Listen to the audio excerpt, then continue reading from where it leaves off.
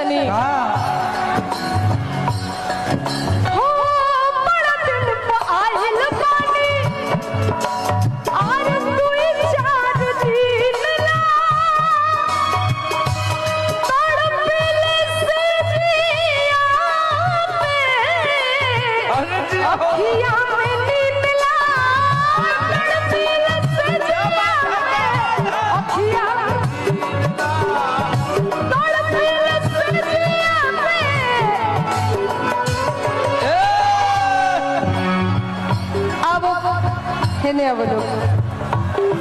अभी आप लोग सामने खड़ा हो गए, हम लोग क्या बजाएंगे भाई? भैया भैया हाय देखो ठंडा नहीं लगो। हाँ हाँ कहा तरी मैं ठंडा भाग गई क्या भैया तनी मुड़की लगा के आवो बड़ा दिन पाहिल बानी लोहे लोहे लोहे लोहे लोहे लोहे लोहे अरे भैया भैया अच्छा ये बताइए रौरा मनीषा की माई कंफ्यूज मनीषा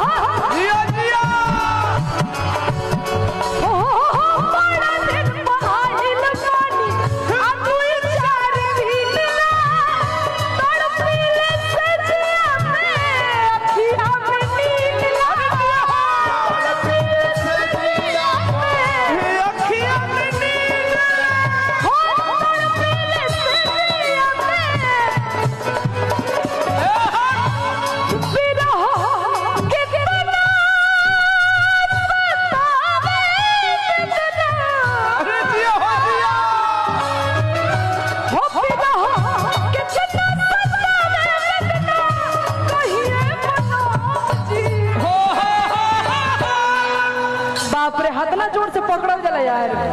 सांस रुक गया हमर तब भी रहो